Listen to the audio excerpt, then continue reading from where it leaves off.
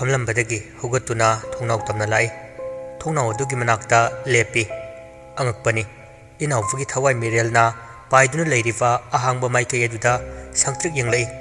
ꯊꯋꯥꯏ ꯑꯗꯨꯁꯨ ꯅꯣꯡꯗꯥꯏꯔꯦꯝꯕꯒ ꯃꯤꯠꯆꯥꯟꯅꯕ ꯁꯪꯗꯣꯛꯇꯨꯅ ꯌꯦꯡꯁꯤꯜꯂꯛꯏ ꯃꯁꯤꯗꯁꯨ ꯅꯠꯇꯦ ꯐꯤꯔꯨꯛ ꯈꯨꯝꯕ ꯃꯤꯑꯣꯏ ꯑꯗꯨꯁꯨ ꯃꯆꯤꯟ ꯃꯈꯨꯠ ꯂꯦꯞꯇ꯭ꯔꯤꯕꯅꯤ ꯊꯋꯥꯏ ꯑꯁꯤꯅ ꯅꯝꯍꯠꯇꯨꯅ ꯅꯣꯡꯗꯥꯏꯔꯦꯝꯕꯕꯨ ꯑꯁꯤꯕꯒꯤ ꯈꯌꯥꯠꯇꯒꯤ ꯂꯪꯁꯤꯟꯕ ꯑꯁꯤꯅꯤ ꯈꯜꯂꯤꯕ ꯑꯗꯨꯕꯨ ꯃꯇꯤꯛ ꯂꯩꯕ ꯀꯔꯝꯕ ꯈꯨꯌꯨꯝꯃꯛꯅ ꯀꯨꯕꯤꯔꯤꯕꯅꯣ ꯅꯣꯡꯗꯥꯏꯔꯦꯝꯕꯕꯨ ꯊꯣꯡꯅꯥꯎ ꯑꯗꯨ ꯊꯤꯡꯖꯤꯟꯅꯕ ꯁꯦꯝ ꯁꯥꯔꯛꯏ ꯏꯅꯥꯎꯕꯒꯤ ꯊꯋꯥꯏ ꯃꯤꯔꯦꯜ ꯑꯗꯨꯁꯨ ꯊꯣꯡꯅꯥꯎ ꯊꯤꯡꯖꯤꯟꯈꯤꯗꯧꯕꯒꯤ ꯃꯃꯤ ꯎꯔꯛꯄꯗꯒꯤ ꯅꯨꯡꯁꯤꯠꯀꯤ ꯃꯥꯡ ꯊꯥꯅ ꯅꯣꯡꯗꯥꯏꯔꯦꯝꯕ ꯇꯝꯅ ꯄꯥꯏꯁꯤꯜꯂꯤ ꯑꯗꯨꯕꯨ ꯈꯣꯏꯖꯨ ꯂꯩꯈꯝꯒꯤ ꯃꯅꯝꯅ ꯊꯋꯥꯏ ꯑꯗꯨꯕꯨ ꯈꯪꯏꯟ ꯏꯟꯊꯣꯔꯛꯏ ꯐꯤꯔꯨꯛ ꯈꯨꯝꯕ ꯃꯤꯑꯣꯏ ꯑꯗꯨꯁꯨ ꯊꯋꯥꯏ ꯑꯗꯨꯅ ꯐꯪꯂꯤꯕ ꯆꯩꯅꯥ ꯑꯗꯨ ꯆꯞ ꯃꯥꯟꯅꯅ ꯐꯪꯃꯤꯟꯅꯩ ꯊꯦꯡꯈꯥꯡ ꯈꯨꯗꯤꯡ ꯃꯥꯏꯊꯤ ꯁꯜꯂꯛꯂꯕꯗ ꯐꯤꯔꯨꯛ ꯈꯨꯝꯕ ꯃꯤꯑꯣꯏ ꯑꯗꯨ ꯍꯩꯖꯕ ꯄꯨꯝꯕ ꯁꯤꯖꯤꯟꯅꯔꯒꯦ ꯈꯟꯅ ꯆꯞ ꯌꯨꯝꯅ ꯂꯦꯞꯈ꯭ꯔꯦ ꯃꯍꯥꯛ ꯊꯋꯥꯏ ꯑꯁꯤꯕꯨ ꯁꯥꯟꯅꯕ ꯃꯥꯏ ꯄꯥꯛꯇꯕꯗꯒꯤ ꯁꯥꯎꯅ ꯍꯧꯒꯠꯇꯨꯅ ꯆꯠꯈꯤ ꯑꯁꯣꯡꯕ ꯋꯥꯔꯛꯇ ꯂꯕꯨꯛꯀ ꯇꯥꯏꯅꯕ ꯃꯐꯝꯗꯅꯤ ꯃꯍꯥꯛꯅ ꯂꯥꯏ ꯁꯥꯟꯅꯔꯤꯕ ꯑꯁꯤ ꯐꯤꯔꯨꯛ ꯈꯨꯝꯕꯁꯤꯅ ꯆꯠꯈꯤꯕꯒ ꯋꯥꯌꯣꯡ ꯆꯥꯗꯕ ꯃꯈꯣꯡ ꯃꯈꯨꯠ ꯃꯃꯥꯏ ꯃꯃꯤꯠ ꯄꯥꯟꯗꯕ ꯁꯣꯔꯦꯟ ꯀꯌꯥ ꯑꯃ ꯐꯟ ꯐꯟ ꯋꯥꯔꯛꯇ ꯆꯣꯡꯁꯤꯟꯈꯤ ꯋꯥꯁꯥꯗ ꯌꯥꯟꯕ ꯌꯥꯎ ꯇꯣꯡꯕ ꯌꯥꯎ ꯂꯥꯞꯅ ꯍꯨꯏ ꯃꯌꯥꯝ ꯑꯃ ꯂꯥꯛꯇꯨꯅ ꯀꯞꯄꯤ ꯅꯣꯡꯗꯥꯏꯔꯦꯝꯕ ꯇꯍꯥ ꯇꯍꯥ ꯈꯥꯕꯕꯨ ꯀꯧꯔꯒ ꯀꯣꯏꯊꯤ ꯊꯤꯔꯤ ꯈꯥꯕ ꯈꯥꯕ ꯀꯗꯥꯏ ꯂꯩꯒꯦ ꯃꯁꯤ ꯑꯉꯥꯡꯁꯤꯕꯣ ꯈꯥꯕ ꯈꯨꯠ ꯑꯃꯅ ꯃꯈ꯭ꯋꯥꯡ ꯃꯦꯠꯂꯤ ꯑꯗꯨꯒ ꯈꯨꯠ ꯑꯃꯅ ꯃꯁꯝ ꯅꯥꯜꯂꯤ ꯈꯥꯕꯕꯨ ꯑꯔꯨꯕ ꯋꯥꯐꯝ ꯑꯃꯒꯤ ꯈꯨꯗꯛꯁꯤꯗ ꯎꯅꯤꯡꯕꯒꯤ ꯃꯑꯣꯡꯅꯤ ꯅꯣꯡꯗꯥꯏꯔꯦꯝꯕꯒꯤꯁꯤ ꯃꯥꯕꯨ ꯉꯁꯥꯏꯗꯤ ꯂꯥꯛꯈꯤꯕꯅꯤꯗ ꯇꯦꯔꯦꯁꯇ ꯂꯩꯔꯝꯕ ꯌꯥꯏ ꯈꯟ ꯆꯦꯟꯆꯠ ꯆꯠꯅ ꯂꯥꯛꯆꯩ ꯈꯟꯕꯒ ꯇꯧꯕꯒ ꯈꯥꯕ ꯇꯦꯔꯦꯁꯇ ꯃꯣꯕꯥꯏꯜ ꯋꯥꯔꯤ ꯁꯥꯟꯅꯔꯒ ꯂꯩꯔꯝꯃꯤ ꯀꯌꯥ ꯐꯠꯇ꯭ꯔꯤꯕ ꯑꯉꯥꯡꯅꯣꯅꯦꯁꯦ ꯆꯪꯁꯤꯜꯂꯤ ꯑꯗꯨꯒ ꯈꯥꯕꯒꯤ ꯂꯤꯡꯖꯨꯝꯗ ꯇꯥꯞ ꯄꯥꯏ ꯑꯣꯏꯃ ꯁꯤꯔꯦ ꯋꯥꯔꯤ ꯁꯥꯟꯅꯔꯤꯕ ꯃꯣꯕꯥꯏꯜꯒꯗꯨ ꯊꯥꯗꯔꯒ ꯂꯥꯎꯔꯒ ꯑꯣꯟꯊꯣꯔꯛꯏ ꯅꯍꯥꯟ ꯃꯈꯩ ꯃꯌꯥꯝꯅ ꯀꯤꯅꯕꯗꯨ ꯀꯔꯤꯝꯇ ꯀꯤꯕ ꯄꯣꯛꯇꯕ ꯅꯣꯡꯗꯥꯏꯔꯦꯝꯕꯁꯨ ꯈꯥꯕꯒꯤ ꯃꯇꯧꯗꯨꯗ ꯈꯪꯍꯜꯂꯦ ꯀꯩꯅꯣ ꯈꯥꯕ ꯃꯈꯣꯏ ꯑꯅꯤ ꯑꯃꯅ ꯑꯃꯕꯨ ꯃꯨꯟꯅ ꯌꯦꯡꯅꯩ ꯈꯥꯕꯅ ꯀꯩꯅꯣ ꯏꯕꯥꯏ ꯅꯣꯡꯗꯥꯏꯔꯦꯝꯕꯅ 이보 ꯅꯪꯅ ꯇꯧꯊꯣꯔꯛꯄꯁꯤꯃ ꯃꯤꯍꯨꯜ ꯊꯥꯎꯟꯒ ꯆꯣꯡꯈꯠꯀꯦ ꯇꯧꯏ ꯁꯤꯔꯝꯃꯣꯏꯗ꯭ꯔꯣ ꯀꯔꯤ ꯆꯥꯒꯦꯅ ꯀꯤꯒꯜꯂꯤꯅꯣ ꯅꯨꯄꯥ ꯅꯠꯇꯗꯧꯅ ꯁꯣꯔ ꯍꯣꯟ ꯈꯨꯗꯤꯡꯒꯤ ꯍꯥꯏꯅꯤꯡꯗꯦꯗ ꯉꯝꯃ ꯏꯕꯣ ꯊꯤꯅ ꯆꯩꯅꯤꯡꯉꯦ ꯏꯕꯥꯏꯒꯤ ꯃꯑꯣꯡꯗꯨꯗꯤ ꯌꯥꯔꯦ ꯁꯅꯥ ꯅꯇꯨꯒꯔ ꯋꯥꯔꯤ ꯁꯥꯟꯅꯔꯝꯗꯥꯏꯅꯦ ꯍꯥ ꯑꯉꯥꯡ ꯅꯇꯤꯛ ꯅꯠꯇꯅ ꯀꯔꯤ ꯋꯥꯔꯤ ꯈꯨꯁꯥꯅꯣ ꯅꯈꯣꯡꯒꯗꯨ ꯁꯒꯣꯜꯗꯧꯅ ꯂꯩꯃꯥꯏꯗ ꯇꯛꯇꯅ ꯅꯣꯏ ꯃꯣꯕꯥꯏꯜꯗꯒ ꯆꯤꯟ ꯃꯈꯣꯜ ꯊꯣꯛꯄꯤꯒ ꯇꯧꯔꯤꯔꯕ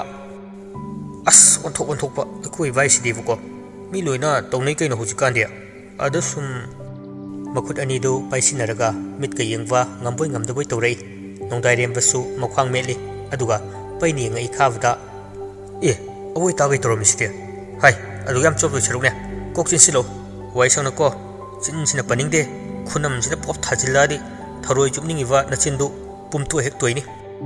ꯈꯥꯕꯗꯨ ꯈꯤꯇꯪ ꯍꯟꯗꯣꯛꯆꯩ ꯑꯗꯨꯒ ꯏꯕꯥꯏꯁꯨ ꯇꯧꯔꯝꯅꯤꯗ ꯑꯁꯤꯗꯤ ꯍꯩ ꯑꯆꯣꯞꯄ ꯏꯀꯥꯏꯖꯩꯅꯦ ꯇꯟꯕꯨ ꯇꯟꯗ꯭ꯔꯣ ꯅꯪ ꯅꯠꯇꯕ ꯑꯇꯣꯞꯄꯗꯁꯨ ꯇꯧꯔꯝꯃꯣꯏ ꯈꯪꯗꯦ ꯇꯨꯀꯠꯆꯩ ꯑꯗꯨꯒꯨꯝꯕ ꯇꯧꯔꯛꯎ ꯌꯥꯗꯕ ꯅꯨꯄꯤ ꯈꯜꯂꯒꯅꯤ ꯀꯣꯏ ꯈꯥꯏꯔꯤꯁꯦ ꯑꯔꯦꯝ ꯃꯄꯥꯒꯤ ꯃꯄꯨꯒꯗꯤ ꯑꯣꯏꯖꯅꯤꯡꯗꯦ ꯇꯁꯦꯡꯅ ꯂꯥꯏꯕꯛ ꯊꯤꯍꯧꯕꯗꯨꯕꯨꯗꯤ ꯀꯥꯏꯗꯦ ꯑꯁ ꯕꯤꯠꯀ ꯍꯜꯂꯤ ꯏꯕꯥꯏꯒꯤ ꯋꯥꯇꯥꯁꯤꯗꯤ ꯍꯟꯗ꯭ꯔꯗꯤ ꯅꯪ ꯀꯣꯏꯅꯩꯗꯨꯕꯨ ꯑꯦꯛꯁ ꯀꯌꯥ ꯂꯩ ꯍꯥꯏꯒꯦ ꯍꯥ 10ꯗꯩꯗꯤ ꯇꯥꯔꯝꯃꯣꯏꯅꯦ ꯃꯣꯏ ꯂꯣꯏꯅꯃꯛꯇ ꯇꯧꯔꯝꯃꯣꯏꯗ꯭ꯔꯣ ꯅꯀꯣꯛꯇꯨ ꯈꯟꯊꯧ ꯑꯥꯏ ꯏꯕꯥꯏ ꯀꯣꯜ ꯀꯛꯇ꯭ꯔꯤꯕꯅꯤꯃꯤ ꯑꯩ ꯃꯣꯕꯥꯏꯜꯗꯤ ꯍꯟꯅ ꯌꯦꯡꯂꯛꯄꯗ ꯃꯣꯕꯥꯏꯜꯗꯨ ꯎꯞꯁꯤꯜꯂꯒ ꯇꯥꯔꯤꯗꯨ ꯎꯔꯦ ꯄꯟꯊꯗꯦ ꯇꯥꯞ ꯈꯨꯟꯒꯠꯂꯤ ꯑꯗꯨꯒ ꯀꯣꯜꯗꯨ ꯐꯠ ꯀꯛꯊꯠꯂꯤ ꯅꯣꯡꯗꯥꯏꯔꯦꯝꯕꯅ ꯑꯣ ꯑꯣꯟꯊꯣꯛꯅ ꯀꯤꯅ ꯅꯨꯄꯤ ꯀꯣꯏꯔꯝꯃꯦꯗꯅ ꯑꯩꯒꯤ ꯏꯆꯦꯟꯁꯤ ꯌꯥꯔꯣꯏ ꯅꯪ ꯑꯁ ꯏꯕꯥꯏꯅ ꯀꯩ ꯈꯪꯉꯗꯅ ꯈꯪꯗ꯭ꯔꯗꯤ ꯀꯩꯅꯣ ꯅꯪꯉꯣꯟꯗꯒꯤ ꯄꯣꯛꯄꯁꯦ ꯑꯩꯅ ꯍꯥꯜꯂꯤꯅꯤ ꯏꯕꯨꯡꯉꯣ ꯏꯟꯇꯔꯅꯦꯠ ꯋꯥꯏꯐꯥꯏ ꯕ꯭ꯂꯨꯇꯨꯠ ꯃꯁꯛ ꯈꯪꯕꯁꯦ ꯑꯩꯅ ꯍꯥꯜꯂꯝꯒꯅꯤ ꯑꯗꯨ ꯑꯣꯏꯔꯁꯨ ꯅꯨꯄꯤꯒꯤ ꯍꯥꯏꯕꯗꯤ ꯊꯤꯑꯣꯔꯤ ꯈꯪꯕꯗꯤ ꯅꯁꯦꯟ ꯍꯦꯜꯂꯤꯀꯣ ꯏꯕꯥꯏ ꯑꯩꯈꯣꯏꯁꯨ ꯑꯌꯥꯕ ꯅꯨꯄꯤꯗ ꯍꯥꯏꯕ ꯋꯥꯅꯤ ꯌꯥꯗꯕ ꯅꯨꯄꯤꯗꯗꯤ ꯀꯩꯁꯨ ꯇꯧꯗꯦ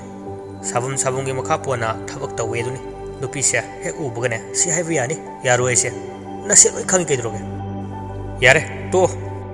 ꯈꯥꯕꯗꯨ ꯋꯥ ꯉꯥꯡꯂꯝꯗꯅ ꯆꯞ ꯂꯦꯞꯈ꯭ꯔꯦ ꯀꯔꯤ ꯑꯉꯥꯡꯅꯣ ꯑꯣꯟꯅ ꯇꯩꯅꯕ ꯉꯥꯛꯇ ꯐꯅ ꯐꯕꯣꯏ ꯈꯟꯕꯅꯤ ꯅꯨꯄꯤ ꯆꯣꯞ ꯂꯩꯔꯝꯃꯦꯗꯅ ꯁꯤꯗꯤ ꯃꯣꯜꯂꯤ ꯏꯃꯥꯟ ꯃꯥꯟꯗꯒꯩ ꯈꯨꯝꯃꯛꯏ ꯈꯥꯕꯗꯨ ꯅꯨꯄꯤ ꯆꯣꯞꯇꯕ ꯅꯨꯄꯥ ꯂꯩꯇꯕꯅꯤꯕꯨ ꯏꯕꯥꯏ ꯍꯦꯟꯗꯣꯛ ꯍꯦꯟꯖꯤꯟꯒꯤ ꯋꯥꯅꯤꯗ ꯏꯕꯥꯏꯁꯨ ꯏꯆꯦ ꯏꯆꯟꯗ ꯆꯣꯞꯄꯤꯗꯨꯗꯤ ꯈꯥꯕꯅ ꯏꯆꯟꯒꯤ ꯃꯤꯡ ꯄꯜꯂꯛꯄꯗꯒꯤ ꯅꯣꯡꯗꯥꯏꯔꯦꯝꯕꯒꯤ ꯁꯛꯐꯝ ꯈꯪꯍꯟ ꯍꯟꯖꯤꯟꯈ꯭ꯔꯦ makalam lamba maithongdu maksinkhre tarang amada tauduna atopa taivang palamada leibugum leikhre khabasu mabai gi matawadu uraga machin leplaga tumini yengi thamoy amana thamoy amabu masak khanghandana ikhawlangfugi awabasi khangbinawa kanasu leitabani khabasu khanglibani ichenga mabai ga unadava numit phane yamsilakle haiba aduna mana laknarubasi matang chadre khanthajrei nongdairembagi mitta ichengi haraujavgi maithong samlang marumda lotbagi mami sami oina ujai haraun nokchevagi khonjelsu nakong singjai na tarei nungsibagi ipakta nongdairembabu irakna halagi matagum wakhal chohenkhre adubu manakta lebliba khavana mabaibu masanomduna tapna ivai ha mamittu kublai ivai ai soikhra male nongdairembugi warava pungja khudingda hainabi ama oina tawwa jinwal khitang chinglaga momol nokpudu tawrei khaba mabaibu maya karaga yengjai khavana mabaida khwaidagi kalak chavasi asumna warava matamda momol nokpa ngamba sini khaba nangna haiba chume nupa khuding nupida chope phana lemu nupa oiravasu magi laibuk tinaruwa adudadi yade aduna aisu navaisu ha nache sindadi chopisidi balo he ivai madu tajagena ngaijirakpu kuirabani as ivai ichi chandi chopa yavnu pini nasena yavnu pini khuwa kadu khuragani khavna nganglibase hoine yavduna ne navaina isienda nachegi pau ta khidre pau amukta lawona haigena thireise yaini ivai kanadagi lawsike khudakta lawrodoni nasena hujimak nachena changi mamanavi nanga sutinava nache nungsida hango amta ha khava khanghaude makhul ani du khajai thamkiwa aina call tawdadi makhoi amata call chatkidra khavadi madu katav nate mamittu mathakti yankhalaga yauchang mai thaba namitki thodok tu ningsinglei inaw khavga koiblai yausangni saradana thori thalamba mafam khudingi nupi laknei aver tahendradi sel hapoi taheladi mayam hapni kaina muktana leibusu yauri gari thawloirabusu pamudakhai amuk tingki thanna hanjilaga pangthau thorei phana sangna haitharaga chingya oilam hangoi tawwa khul ama yoksile khavana thoribani aduga inawvana tongbani inawvana as khava nang thorei si border lalaga leramdane ki bukisle ngasai yot ki sambal lan ki wadu myanmar ga tainawa khun oiramdane sijani komo khavana as taning de angang ni kaina border bu pangan lan bi yadu sumangare lalaga lanjare dana nungaina water festival yauthoga halalore kaya nungai rebu munno kaisal ga jel dugi fadok singana isai mayak ama leibdo adu ta tongni water festival ga dang festival oni vani nungai roi dorita inawa nangni nungai trise langa nomta manipur ne ivani leirise tu ada thoi thale leisabi sangoma inawa mangak thingalaga me lauthoi aduga hauna haire wa leisabi khuyam side nupi fazna popozane asi khunche ikhutse tatpa makhai aber tai khaige lupa lising manga haptoga lore adune taining mun kainom tori isase hekta khamji lage moina thalaktrasu khamdribo khame khamge tori ngai khanghaude gari mamang tuda nupi ama ani fan chongsilei khabasu irang pamchuba nupa machani aduna ngausinaba hekta haujile khavana ses fajaine noi humde mingkai koba ina wusu wa pangsilei nasak fajari do ensang hawwa ngakta charangani chumra aina haise nupi ahumdo mitka tak yengnai aduga lenba horei chai ekhoi swaidi ahawwa ngakta ni chathari se yumthong khudigi leisabi singse hui hawdong mayam loine khavana koi gino dude phanek figam to sanadaba inawna o adudi film star ge matau ta mini kaino hawdong ngorong ngowamaga photo kapaga post ka tawradi like comment pudru kenthadoi ni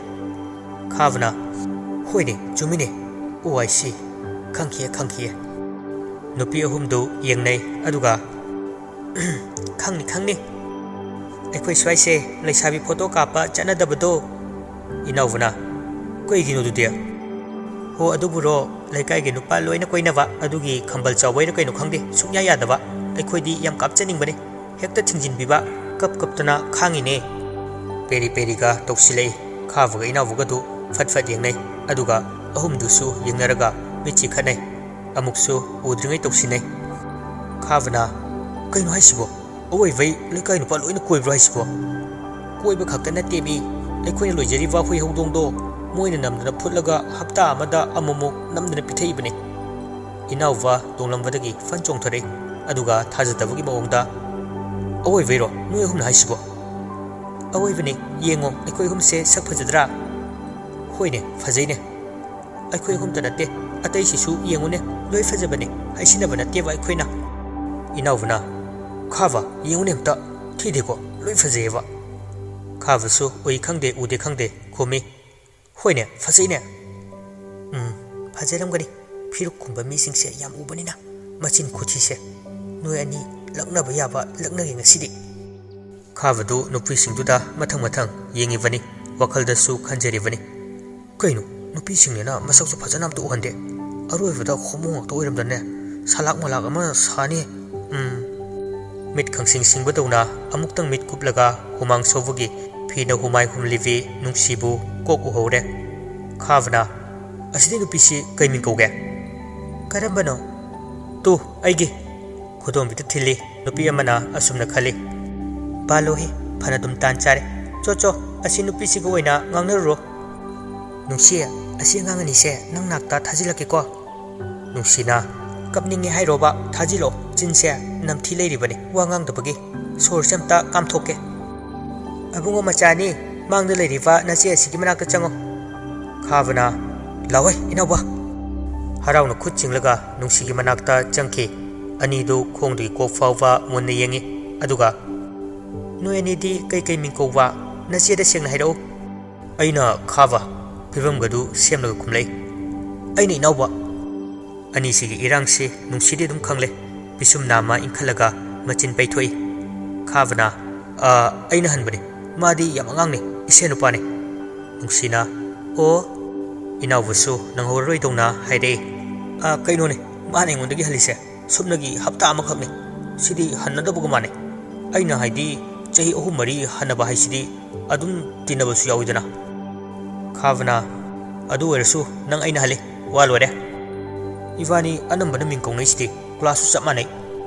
angang nang asi wawa kapningadi yam horo nang tumina lejahoro ahan sakhe basina thonthangna haije नुंगसिना यारक तंगंगलगा खंगनी अंगांग नथिंगतना इरांग कारदी इरांग वरकनबा हिदाक थाबा तारे नुक्सिनरगा मखोल थोकना मु नोय अनिबु चही कया कया सुरगे हगी सेटबु लेपचरबो कोइबनी काइना लाइसिबु खावना हा करिबो इनावना मी फरसु फद्रसु ट्राइम पंट्राफन सुरा असिबु हगी स्टोरी हेनमलिबु नुक्सिना ए इनाव मचा इनावना अइगोंदरो नुंगसिना नोइ अनिमक्तने इनावना ए खाबदि साविंग थोकन खलै अदुदि हाइनो फरसु फद्रसु नंगसे कोइ खनख्रबने ना नुंगसिना करिब नंगिदो अमुका हन्ना मयक सेंगना मयाम तानबा लौरुने नत्रदि नंग कया मथोंग चारोय खाबना हो नंगसे फजे येंबु नुंगाय अदुना अइना कोइरगे निंगजेरबदो कमदौ सेवा अंगांग ओइरसु इसी इबेमबु लौगे लेपचरे नुंगसिना ओ ऐसे नंग लौरगे लेपचरे असि नत्रो नंग हारिसे अहोय सोम इसी इबेमगी पाखुम अमता ताजनिंगबदो ननाव इबुंगो अइ हाकना